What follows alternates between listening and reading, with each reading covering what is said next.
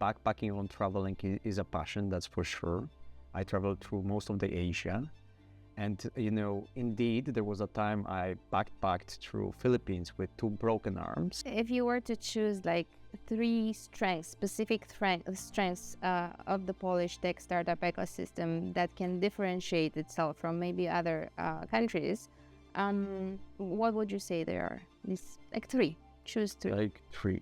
Okay. So first, it's always the tech talent, right? So the tech talent in Poland is amazing. If you take a look at it, like quite substantial part of OpenAI engineering top team is Polish, right? Mm-hmm. It speaks for itself. So kind of, and we were aware for a number of years that the technological talent is here, and the quality is only growing. So kind of, we really love to see how it has been evolving over the years. I guess the second strength is that Poland is going through evolutionary change from this copycat approach that was very ubiquitous like 10 years ago. So let's see what works in the West and let's copy that for the local purposes, towards more bold vision, ideas, not looking around at anyone, but going after those really big projects, big problems. Hello, the Recursive community, and welcome back. My name is Elena, and I'll be your host today. I have the pleasure to introduce to you our next guest, Karol Szubstarski, a venture investor at OTB Ventures. With over a decade of experience in the realm of venture capital, Karol brings a blend of traditional and corporate VC expertise to the table. He spent 5 years as an Associate and Investment Analyst at Intel Capital, identifying opportunities across Central and Eastern Europe, the Middle East, and Africa, to name just a few. In his current role at OTB Ventures, he spearheads investments in Series A opportunities focusing on deep tech.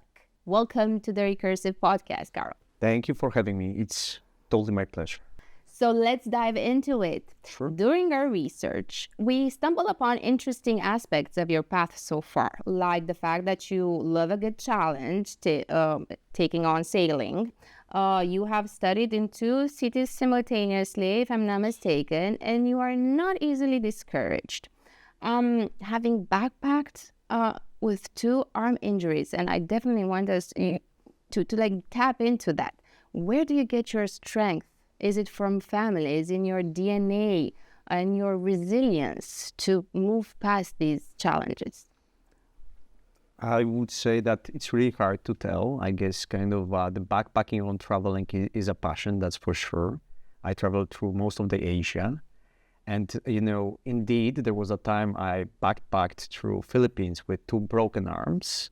Yes, that's I would love to give you a really exciting story how I did it. I would love to give you a story how I, for example, protected an old lady against a pack of wolves or something like that, but I simply kind of slipped and broke my 2 arms a week before the 3-week backpacking trip to Philippines. But as it was my first long trip with my wife now, back then girlfriend, I decided that, okay, that's not something it will discourage me. And we simply went for it. So I took the caskets away after 3 days because there was a high risk that on Chinese airport, when I was changing the flights, they will require me to take it off anyhow. Mm-hmm. And I simply went for it. It was manageable. The backpack is on your back, so I couldn't carry too much stuff, but it was really fun adventure. So I like the challenges. I like to overcome it. I guess in terms of the sailing, it's more of a family tradition. So my dad, his 2 brothers, he used to sail. So kind of I'm carrying on this kind of a tradition. So I'm, I guess, quite a stubborn guy that also set course for my, I guess, career in a VC industry, because you need to be very stubborn and go against all of the odds on this journey with entrepreneurs. So I guess kind of obviously this feature seems to fit the industry quite well. Where does it come from? It's really hard to tell. I guess that my whole family is quite a stubborn one, so I guess it comes from them. Mm-hmm. It's a competition. Who's the most stubborn? Who's gonna I quit last? guess so. I'm not sure if I'm winning because there are really strong competitors out there. I won't name the names because my dad, for example, could be really annoyed by that. But there are strong challengers out there. Good mentors to have in a way. Absolutely. Before diving into your professional journey, could you share with us a bit about what initially sparked your interest in venture investing, especially within the deep tech field? To be very frank, kind of my adventure with a VC was a pure coincidence. So I have never kind of aspired to be a VC, but I basically, there was just one cup of coffee that basically set the course and navigated me for the next 10 years within a VC industry. So kind of, I would say that I was always quite excited about the technology, but the real kind of a passion for it was developed over the course of my work in Intel Capital, where I encountered so many amazing entrepreneurs and technologies that it basically forged this passion and kind of really became something super important in my life. But before that, I guess it was kind of a really broad interest. I was always excited about this, but this passion or obsession with the tech kind of was developed over the course of kind of encountering amazing investors, entrepreneurs, and technologies in Intel Capital. So I would say that it was pure coincidence, and kind of my kind of interest in deep tech also came along the lines with the Intel Capital work. So Intel Capital was always in a business of generating demand for computing power. And for Intel Capital, it meant that any investment within a broad IT ecosystem meant that kind of the penetration, for example, of internet grew when it wasn't still 100%, and the demand for computers and servers grew. So any kind of IT investment worked well for broadening the general ecosystem for Intel products. But with time, it has evolved, and Intel Capital started to focus more and more on more deep tech opportunities, AI, cybersecurity, IoT, drones, that in general required more computing power than simple internet applications, so to speak. So kind of alongside this evolution of Intel Capital, also being more and more exposed to deep tech projects also build up my interest within the field, or within the fields, because deep tech is a very broad category. And that's how basically my kind of love to technology and a deep tech per se kind of developed over the years. Mm-hmm. Is there a mentor in this field that sort of chaperoned your growth? Oh, absolutely there is. So I joined in the cup of coffee that I had was with Marcin Hejka, who was an investment director back in the day in Intel Capital. So he basically, I worked in Intel in totally different capacity. I was part of inside the market research team. And basically I grew a bit tired and kind of I looked for some other challenges.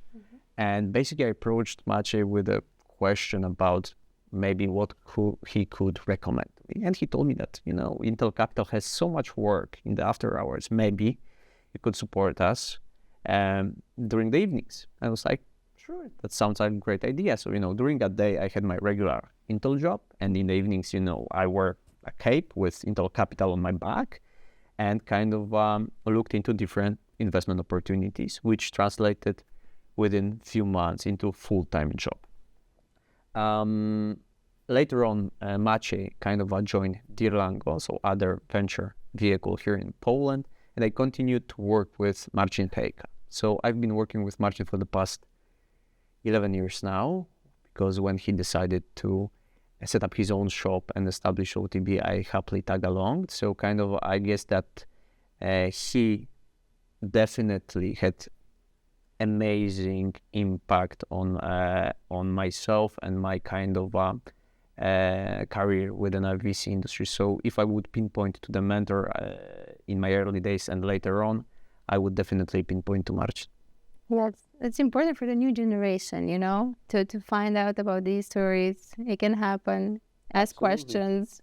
find that ask mentor. questions, try out, build up the network. As mentioned, kind of the simple cup of coffee without even aspirations to ask for a job, because I assume there is no possibility to join Intel Capital. I was aware about the vehicle. I was aware that kind of it was very hermetic because the team was super small. In the whole Europe, there was like just a couple of people. So I wouldn't dare ask if they have kind of a position for me. But somehow it kind of translated to after hours job and later on to full-time job. So kind of just try out, talk to people and see what happens, because those kind of opportunities simply emerge. If you were to like think about you in the role of your mentor and somebody coming to you with this coffee invitation, what criteria are you looking for in that person, in you, younger you? Younger me. Oh, it was so long time ago. But I guess kind of really what I would look for is relentless interest in technology, amazing curiosity, especially in the area that we are operating now. So the DeepTech, this curiosity, the kind of the need to understand to the very fundamentals, the technology, that is the most important thing. We really need to understand to the very bottom what the technology does, how big of a problem it solves, how big eventually the market can be. And this kind of ability to ask questions, to want to ask the questions, to get to the bottom of it, that's the most important, I guess, feature that I would like to see in this kind of a young person.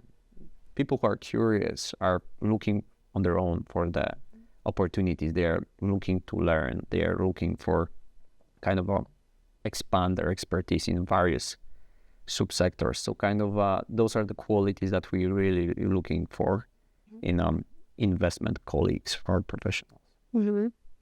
What key elements are you bringing to the tech startup innovative world from your background, maybe in corporate venture? I would say that back in the day, Intel Capital, the biggest feat or kind of the biggest benefit was to be exposed very early on to the international standards of VC. So anything that we do also in OTB, and I have been doing for the number of years, is along the lines the market standards that all of the global or US-based VCs abide to. So kind of for sure we have over the years being exposed to many deep tech opportunities. I have built the general knowledge. I'm still not an expert, right? I don't have engineering background, but the working knowledge about different sectors, subsectors, markets, which enables me to kind of get the grasp of the technology relatively quickly, hopefully. So obviously sometimes I ask a lot of questions. I'm a tech nerd a bit, so I need to get quite detailed understanding of the product, how it works, but kind of I have some working knowledge about this. And being exposed to the international ecosystems enabled me also to build up quite a network over the years. Also, for example, among corporate VCs. So Intel Capital alumni or Intel Capital mafia is spread all across the world in terms of, for example, leading roles in other corporate VCs, spanning from Qualcomm, Salesforce, SAPs of this world. So kind of there's quite a few of them. And I guess that kind of abiding to the international standards, very good understanding of the legal framework within Delaware, quite robust network built over the years, and kind of this work culture that kind of Intel Capital and kind of Marcin as well cultivated, of really being close to the founder and helping them out with anything they could possibly need. So kind of we are quite hands-on. We are focusing on quite consolidated number of opportunities. For example, for our fund number one, it was just 15 companies, and we work hand in hand with those founders. So this kind of a culture of working hand in hand, it is also derived from our days in Intel Capital. Mm-hmm. You mentioned at the beginning of your answer about the international culture of VC. Yeah. Is there a specific country, a specific ecosystem of VC that you keep in mind as a model that you would like to see more in Central and Eastern Europe, for example? I would say that we can see right now that generally VCs abide to the markets, to the market standards. It wasn't the case in the early days, I guess, like when I was studying, for example, 10 years ago, it wasn't always the case.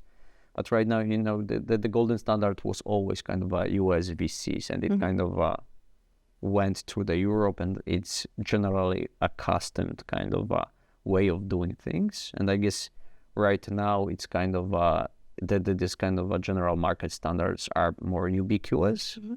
So I wouldn't say that Europe needs to aspire to anything anymore in that regards, but there was a time that kind of it was not always the case. So it has evolved. Could you share your perspective on the current state of the European deep tech ecosystem and how it has evolved through the years as well?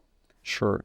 So I would say that kind of we can see quite a momentum in terms of the deep tech industry in Europe. I believe that there was like $18 billion investment in Europe in a deep tech projects, which is around 10x growth within 10 years. So it's very substantial growth, especially in the past couple of years.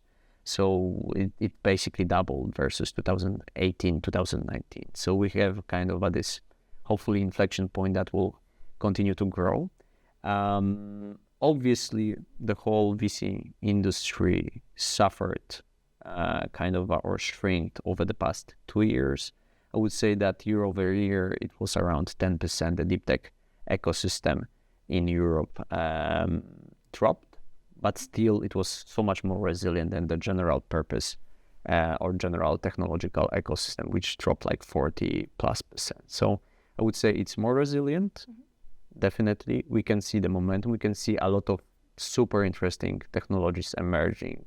Taking under consideration the pipeline I'm looking at right now, it spans from basically batteryless future technologies, hyperspectral satellites, high volume financial transactions analytics, up to IP design for semiconductors. So kind of we can see really emergence of really high quality deep tech opportunities. Still on the early stages, it is quite nicely covered by European VCs. On the later stage, I guess the international VCs, US VCs kind of take over, and they are like over 50% of the value of the investment. So I would say that we can see amazing push for a deep tech, both from the funds perspective and from public institutions perspective.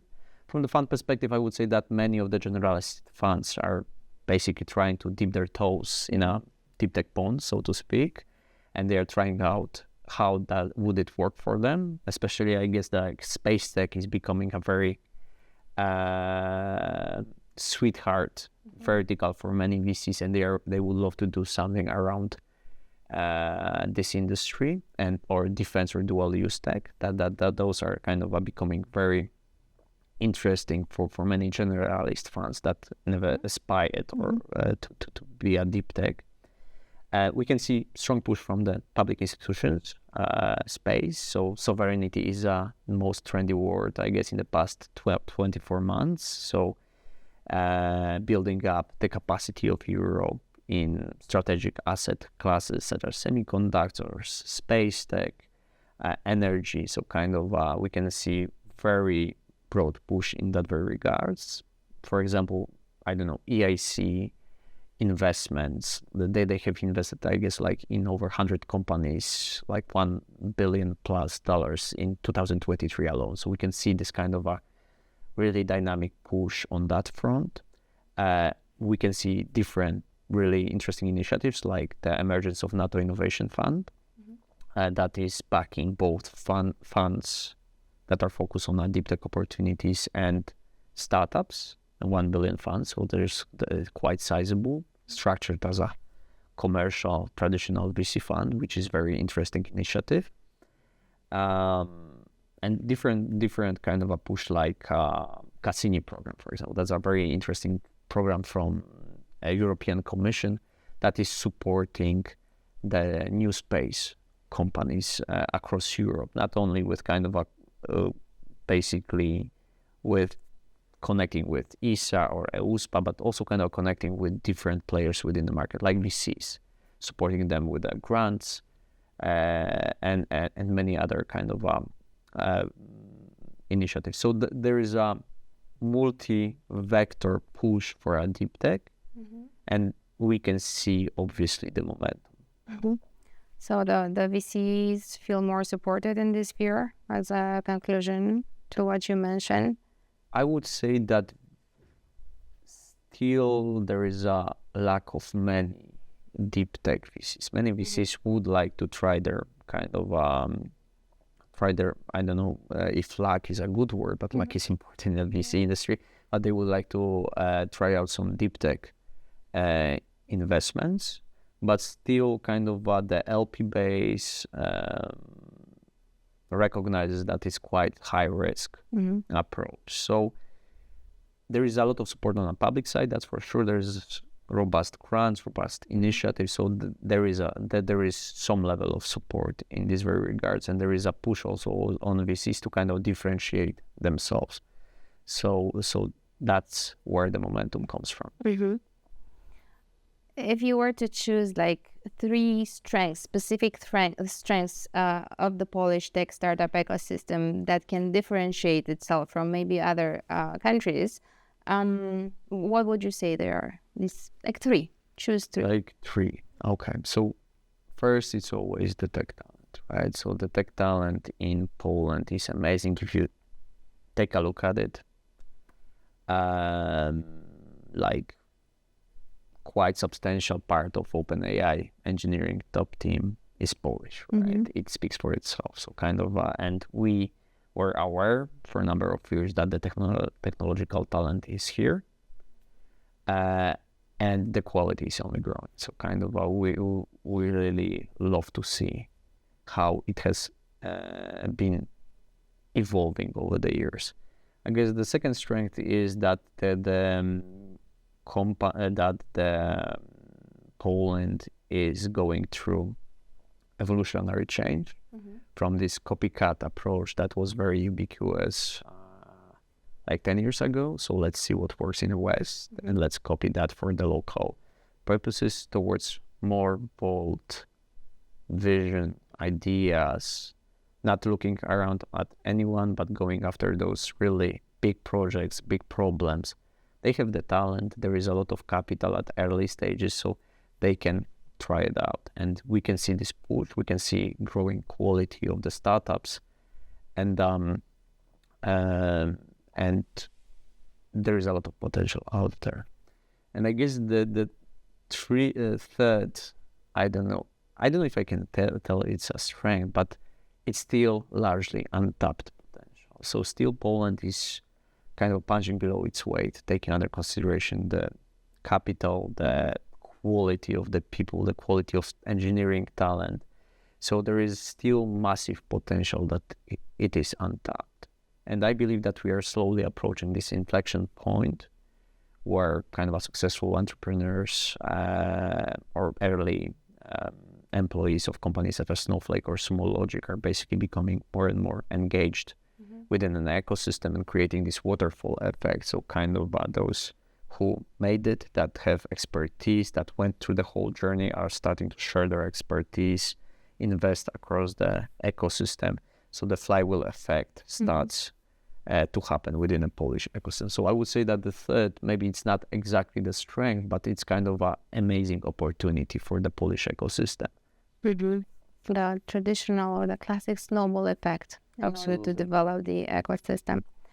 In your opinion, what are some of the key challenges that European tech startups, so not only in Poland, face in scaling globally?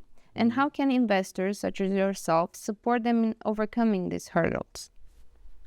I would say that the key challenge, I guess, for scaling globally, usually in this globalized ecosystem, is to just start trying. So in many cases, kind of, in software-based business, you can start immediately to try to address different markets. Obviously, for enterprise sales, you need to hire senior talent that is localized, that supports you on the go. So I would say that in our vertical, meaning we focus mostly on enterprise and government sales, like 100% of our portfolio is like this right now. The key is to find the right talent to push those enterprise products to the customers, to get like the really strong access to those corporates. If you think about this, for example, US is the biggest market for consumption of the technology globally, and there is no question about this. Their kind of adoption rates, their openness to try things out, it's way ahead of Europe. That is why most of the startups should try to sell there. But the US companies are localized there from day one. They know the players, they know the salespeople, they have access to different different third parties. So kind of they have always head start. So what we are trying to do, we are trying to basically minimize this advantage of US startups. We are providing our portfolio companies with access to our network to find the best from the breed, right? So to the best potential salespeople, to best biz devs, to the best channel partner managers. We are providing them access to the best recruitment agencies. We try to help them navigate through it.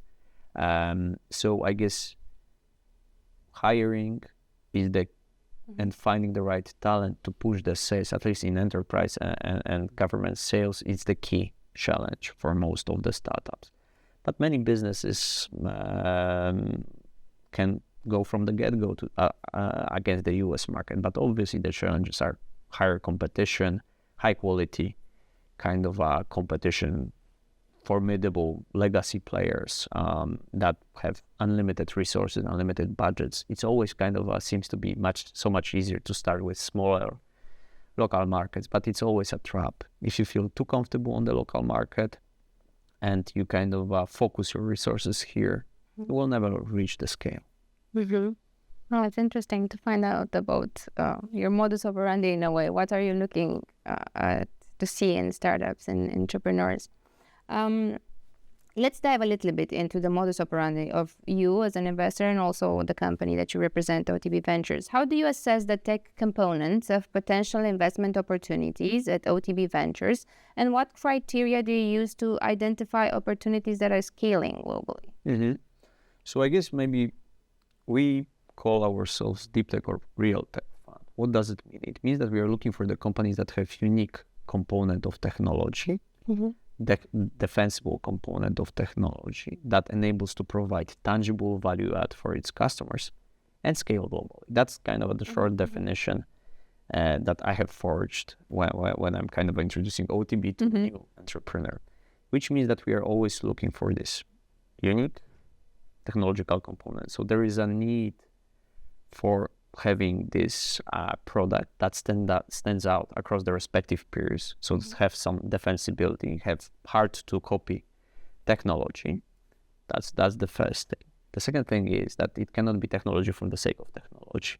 So it needs to address the problem, hence the tangible impact for the customers.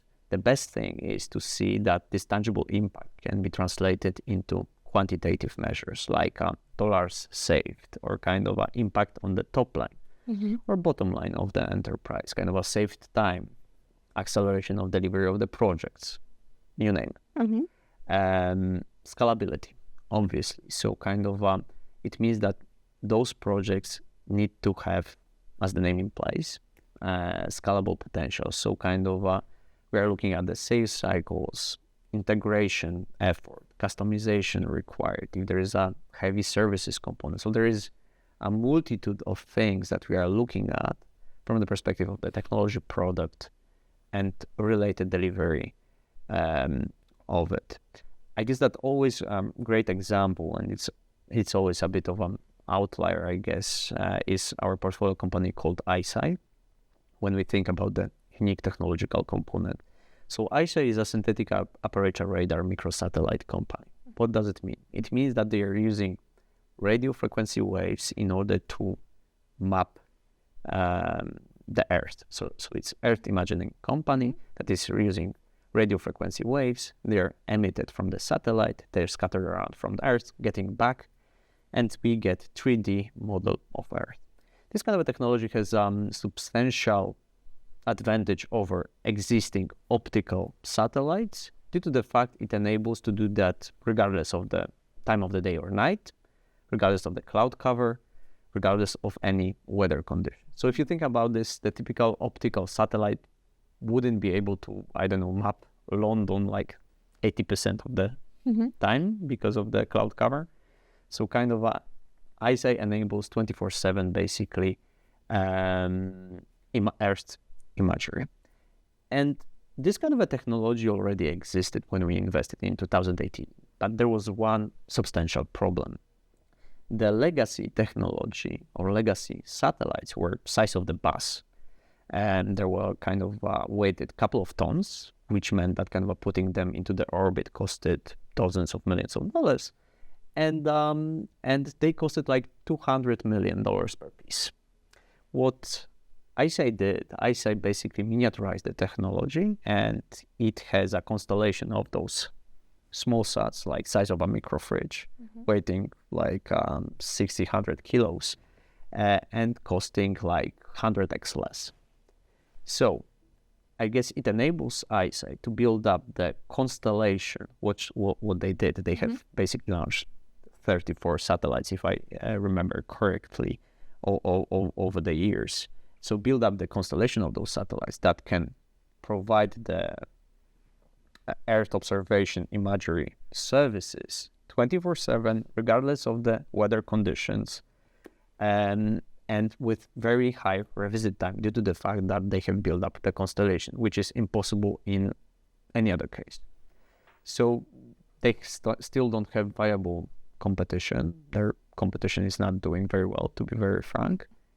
So we are looking for such unique projects. Obviously, as mentioned, ICEYE is quite an outlier, but still, when I think about this, we would love to see this level of defensibility, this level of kind of market impact, basically shifting the whole economics of the market, putting it upside down, so to some degree. Do startups from Poland and from the region that you're targeting understand this mission? Your pipeline understand this, what you're looking for, the maturity?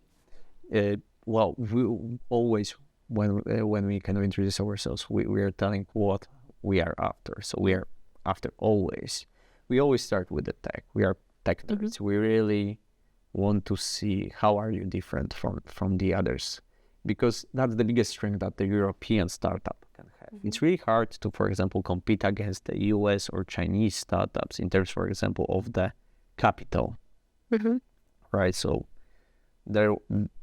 those startups will always have two things that it's harder to combine for European startups. First thing is very, very deep-pocketed investors in the proximity. And second of all is proximity to enormous local markets, right? So if you would like to compete effectively against those formidable kind of foes or kind of competitors, you need to have really strong technological advantage that basically is forging the tangible value add for your customers. So the customers will choose you over them. And that's our whole investment team, so to speak.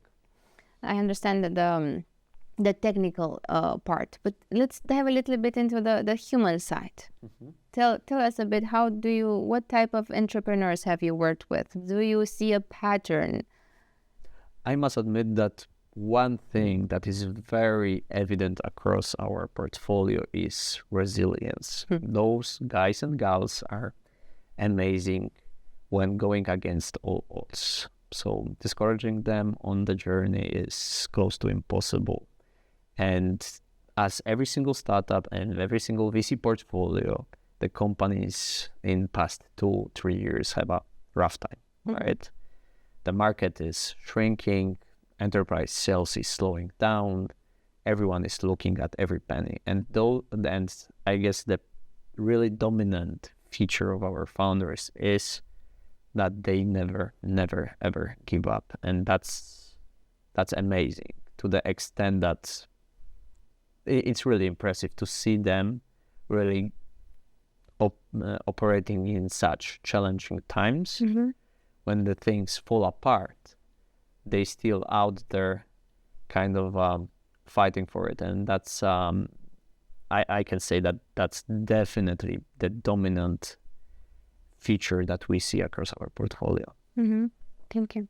It is. It's a hustle culture, a resilience culture, but smart founders, especially those that aren't in their first entrepreneurial journey, also know when to stop. This is talking generally about everywhere. So how do you see this? When is it time to stop? That's a very good question. And it's really hard to tell, to be very frank. If you still believe that you provide tangible value add, that there is a need for your product, that you're able to change things, to improve lives, to improve kind of to provide strong value add for your customers. And basically those are just the hiccups on your way. It's like headwind that you keep it going. If you think that that the market basically is proving you, and it's very hard for entrepreneur and even for investors to acknowledge that kind of your initial thesis was wrong, maybe it's time to kind of give up and pivot, seek for something else. Ask your investors what they think. Kind of a brainstorm, check with the market, because there will be always market conditions that will make it harder, that there will be always hiccups. And the important thing is go against those odds. But if you get very tangible signal from the market that it's not exactly what the market needs, maybe it's time for a pivot and to look for other solutions that kind of that would work for the market. I guess over the time you gather intelligence, you need to work with those customers. So you gather the intelligence, what is needed, what is not, what is a must-have, what is a painkiller, right? And you need to kind of figure it out. But it's never like kind of a very strict moment. I guess it's a process to get there. You hear founders that are so passionate about their mission, and you understand as an investor, maybe you understand what they're saying, and they keep telling you, I still want to move forward. The market isn't educated enough yet. I still want to push forward with the education. Would you still support it? It's this view of the founder that, okay, maybe I'm not getting the customers, maybe I need to listen to them, but they should also learn. I guess that if we believe that the value is out there, obviously some evangelization is needed. So if the founder says that's the question of building the awareness, that the value is absolutely out there, when the people understand, they are buying into the vision immediately. So we are hand in hand with the founder. Let's move forward. Let's push forward. Let's try to build up this awareness. Let's try to evangelize the market. If you think about this, there were multiple of product categories that kind of were emerged over the years, and no one was thinking those are kind of even possible. So, and it required quite heavy lifting in terms of the building market awareness, like RPAs, right? Robotic process automation. So kind of there's quite a few of those categories. Business process optimizing, task mining. So there's a lot of categories just emerging, and kind of still enterprises lag behind a bit in many cases in terms of catching up what kind of a value it can provide. And if founder is fully convinced that's the right direction, I want to go out there, our job as a VC is to support them. So it's about trust, timing, patience. How do you balance this need for growth and scalability and make profits with the potential risk associated with this maybe early stage company?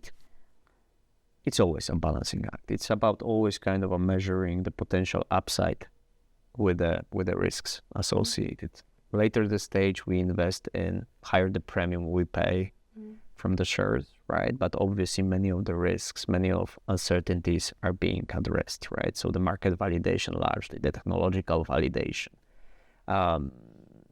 the risks related to the team, you're getting the track record, which enables you to conduct unit economics analysis. So kind of provides you with so much more higher confidence about the particular investment, but obviously you're paying premium for the shares, right? So kind of addressing the risk costs money. So it's not really easy to find out this kind of golden point. We believe that Series A is a good balance in terms of kind of investment stage. So there is an early market validation. Usually our portfolio companies have quite a few customers. We can always pick up a phone, make a reference calls, ask why those guys, how was it, how they encountered you, how the contact was ongoing, how well do you work with them, what kind of value they provide, how they differentiate themselves across other solutions that you have seen. Those are super valid questions, and one reference call can bring you amazing level of intelligence about the potential investment prospect. So they have some kind of dynamics that you are able to do some unique economics analysis, like check lifetime value, customer acquisition cost, what kind of a churn they have, what is the retention, net retention rate, you name it. So longer the track record of this kind of a commercial traction, the lower the risk is. But kind of better those metrics are, higher the price you pay for the opportunity to join. So I would say that Series A seems to be like a good balance between kind of addressing those typical risks and the price for addressing those typical risks. Is there a chance for a startup that was launched in Central and Eastern Europe to get directly VC money from, I don't know, the US, without the support of a local VC? I would say that kind of US VCs and international VCs are becoming more and more present in Central Eastern Europe. And definitely the region popped up on the radars of basically every, maybe not every single VC, but vast majority of international VCs. The curious example is that one of the very large international VCs lately done all hands on deck event here in Warsaw, in Poland, like very international team. No one, I guess, located in Warsaw, and they chosen Warsaw for this very purpose. And we were kind of baffled why Warsaw, why not London or Paris or whatever. They said that that's the place to be. So I believe that's entirely true. There is more and more kind of international VCs presence. They are tapping into the opportunity. Still, they usually prefer to get on a bit later stage. But taking under consideration the growing competition among VCs, they also started to invest on very early stages. So kind of, I would say, yes, it is possible. In many cases, they are still preferring to team up with the local team or team from the region because it's a good validation. But more and more, they are being more independent. They have local venture partners or kind of scouts that are kind of deeply embedded into local ecosystems. They are sourcing deals for them. So they are more and more active. So the short answer is yes, increasingly it is a possibility. It's interesting for the local players because there's no longer this friendly competition between local VCs or regional VCs. There's this like, okay, we need to specialize. We need to like upscale our own, educate ourselves continuously. Well, I guess that kind of the local VC ecosystems are also maturing, which means that kind of they are upping the game. And it's the case for the whole VC industry. So kind of there's immense competition, and you need to differentiate yourself in terms of the value specialization in order to kind of effectively compete for deals. I want to focus a little bit more on this specialization. How do you approach building and maintaining relationships with founders and entrepreneurs? And how does this contribute to your investment decision-making process? I guess that the biggest truism is saying that the team is one of the most important things when making up a decision, and kind of everyone says that. I guess everyone says that because it's true. So kind of it's nothing new I can add here. Then the very important thing is to build up this personal relationship. So kind of quarterly calls won't build up the relationship you would like to have with the particular founder or entrepreneur. We have touched upon this mutual trust, right? That's super important for entrepreneur, founder to share with you their kind of fears, concerns, to brainstorm with you, to exchange thoughts. And it is only possible if he or she treats you as a partner. Like, we are in the same bandwagon, we are embarking on the same journey, our interests are aligned. Let's try to kind of bypass all of those challenges are ahead of the road, and kind of and it takes also time. So it's not like, you put the money on the table and your founder becomes your best friend and kind of calling in the middle of the night with a problem. It takes some time. It takes some effort from both sides. So kind of not just investor, but also the founder, to build up this level of trust. And only then, I guess, you can basically distill what's the best from the VC startup relation. And there was this angel investor that joked with, like, angel investor relationship with founders are more like relationships, and like VCs is a marriage.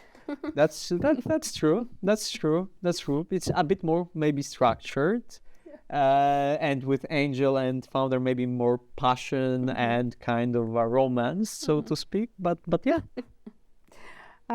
Previously, you've mentioned the importance of the right team. When scaling a startup. I want to dive a little bit into this. Can you elaborate your approach to talent development and recruitment within the companies you invest in? So if you think about this, in those early days, usually CEOs and founders maybe are not just CEOs, but CSOs, CROs, CTOs, and all C-level kind of roles. So I guess the one of the most important things is to bring someone as early as possible to kind of facilitate hiring process, right? So the CEO can finally become real CEO and not focus on all of those stuff, especially if it's not that much relevant to delegate. So you need to bring these people, this person as soon as possible to start hiring. It is always a process. It takes time. So our approach is to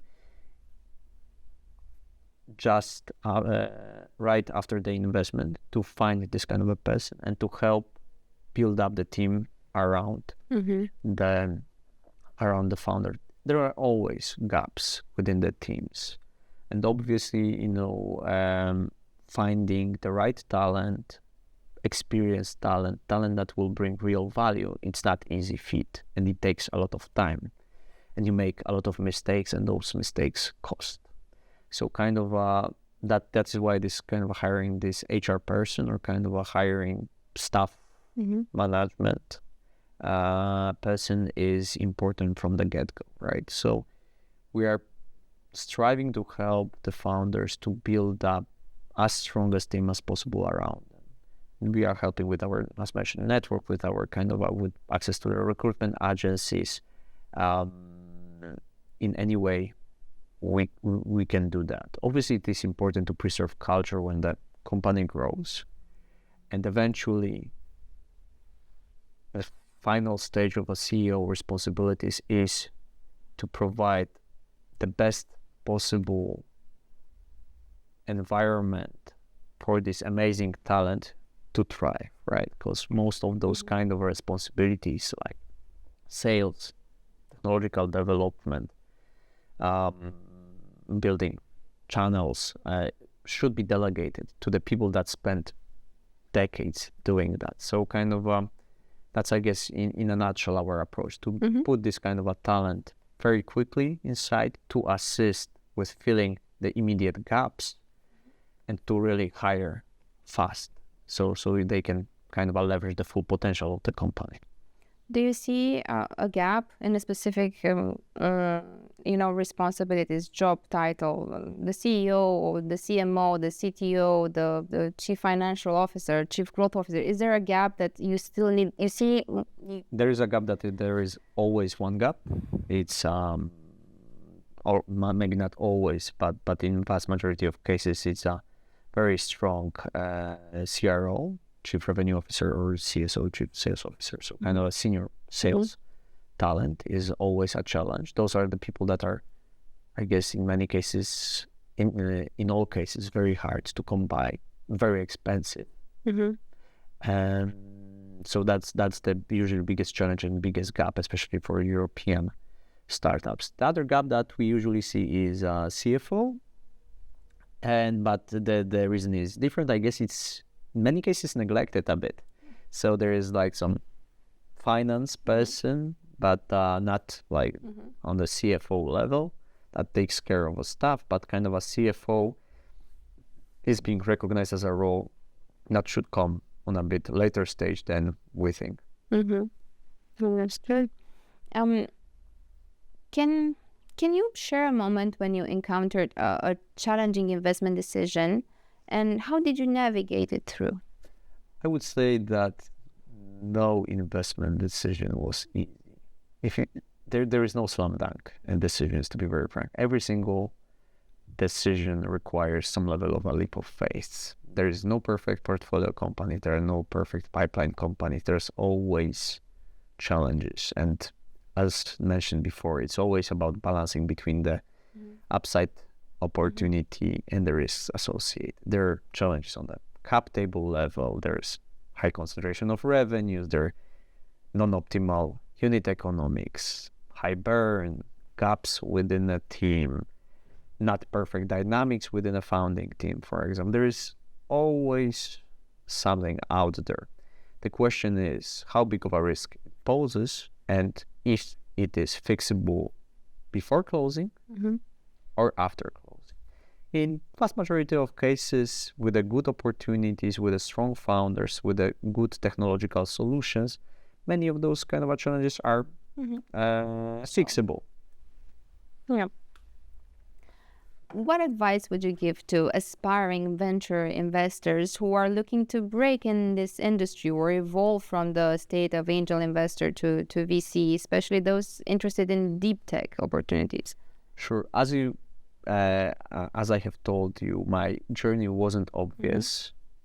It was a pure coincidence, but I know many stories of the people breaking into the industry by pure coincidence. So I guess the thing that we discussed previously, kind of asking around, building up the network, trying to become a part of the innovation ecosystem in any capacity. You will get to know the players, entrepreneurs, founders, investors, angel investors, digital transformation, people in corporations, and many others. And basically your shot on building something really cool, to get experience, to get exposure to those most innovative projects will eventually, hopefully, lead to the moment that you can break into the venture capital business. So I would say maximizing your odds by getting constant exposure to the innovation ecosystem. That's the way to break into the VC industry. And that's, I guess, that's the one piece of advice I would give. There's no obvious way, right? If you think about this in a European VC ecosystem, most of the VCs have some kind of financial backgrounds. They come from consulting, they come from investment banking, private equity, much less the ex-entrepreneurs. That's more balanced in the US, for example. But obviously, kind of the route of entrepreneur turned VC is also amazing way to break into the industry and obviously get exposure on both sides of the table. Mm-hmm. Where do you feel the level of the Central and Eastern Europe VC ecosystem right now? Why do you think there aren't more? More VCs? More VCs. I would say that the VC ecosystem in Central Eastern Europe is definitely maturing, right? Mm-hmm. The funds are getting bigger. Over the years, obviously the expertise is growing. They're getting more and more specialized. So I would say that kind of CE ecosystem is thriving. There's quite a few local VCs across the region. For example, in Poland is driven by Polish Development Fund, mm-hmm. largely investments into the local ecosystem. So the mm-hmm. especially early stage ecosystem is thriving. So I would say that the VC ecosystem is maturing. More and more players are emerging. Why there is not more? Well, still the private, I guess, the private LP capital is quite limited resource. So for the emerging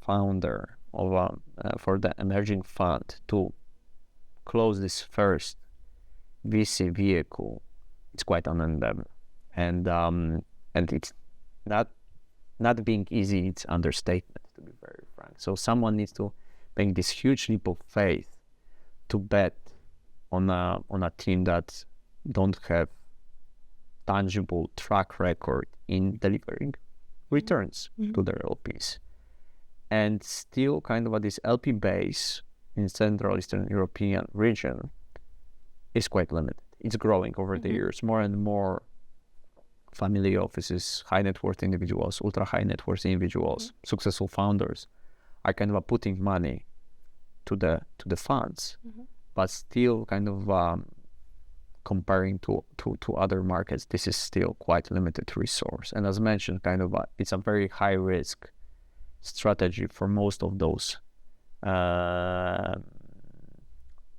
LPs to put money into emerging funds. So kind of that is quite a bottleneck. But I would say that kind of the situation dramatically changed over the years. There's more public support. There's more LPs, definitely more interest of international LPs. There is quite sizable funds emerging past couple of years. So the situation has dramatically improved. But obviously there is quite a lot of space for improvement. Mm-hmm. Looking ahead, what do you see as the biggest opportunities and challenges for venturing? Opportunity is definitely the talent that sits within the region. So kind of we're getting back to this talent topic, but indeed, if you think about this, like 6 out of 20 best computing science universities in the world, I mean in Europe, like 4 out of 10 the best research institutes are in Europe. We have like 1.5 times more STEM graduates than US. So the talent pool is amazing, and kind of it's still largely untapped. There is so much still potential to build amazing products to go into the deep tech, and not only deep tech for those people. So there is still very large untapped market opportunity here. That's the biggest opportunity for VCs in Europe. So having this kind of a local access to those best and brightest, mm-hmm. Ability to snatch those opportunities very early and help them grow. That's the biggest opportunity of them all. Obviously, the challenge is to connect the technology with commercial kind of acumen. Still a bit lacking mm-hmm. in Europe. It's getting better and better, but still kind of bringing this business expertise and connecting with those engineering minds. It still requires some heavy lifting in many cases, and there are challenges on a very early stage, like unification of spin-out terms from universities on a deep tech kind of a front. regulations, right? So kind of different regulations that can stifle innovation within Europe. There is still not that big collaboration between business and technology, or even between kind of a local technological hubs. So a kind of this disconnection of and heterogeneous kind of nature of Europe is still quite of a challenge. We need to remember that, for example, US is a one unified basic organism, and Europe there is a lot of kind of cultural differences, language, approach, public institutions. So there is quite a few things that we need to kind of bypass or kind of overcome in order to collaborate effectively. And those are the biggest challenges, I guess, to kind of to make this unified organism that works together in order to bring the best opportunities out there. Even if it's true, and you mentioned it, that we are separate, we are different countries, we have the same challenges and we follow the same path. And one challenge that I see recurring is like a lot of talent, tech talent, developers, they're still not convinced to follow the entrepreneurial path. Yeah. I guess obviously, right? Kind of the perspective of being involved with a large corporate gives you this safety net. That's the comfortable life with a very big wage, usually being even employed by the US company and working remotely. Really, that's the comfortable life. But many of them kind of starts to kind of to transition to this entrepreneurial role. They kind of are aware of the risks involved, but ability to work for themselves, build whatever they want to, kind of confront any challenge they can imagine, building a team around it, and kind of the vision of really making an impact eventually with this kind of a technology, and I guess becoming very wealthy as a result, is convincing more and more people. But obviously it's a process. It takes years upon years for getting to this more entrepreneurial kind of a mindset or spirit, and it's not easy, right? And there's always the case of exit for them. Absolutely. So the more success stories we see, the more kind of those successful entrepreneurs will keep evangelize the market, to support others, to share their knowledge from this very difficult journey. The more people will turn into entrepreneurs, and it will basically build up the market. But it always takes a lot of time. But kind of there are more and more those success stories that basically wake up those kind of young, brilliant minds and think that corporate life is not for me. I want to do something on my own. I want to build a company. If I fail, well, I will try something else. But those people are kind of we need to build upon their kind of a vision going forward. And it's okay maybe to test corporate, to learn the rules, maybe in your 20s, but 35 plus, it's time for a new journey. Absolutely. Usually those founders have some corporate backgrounds.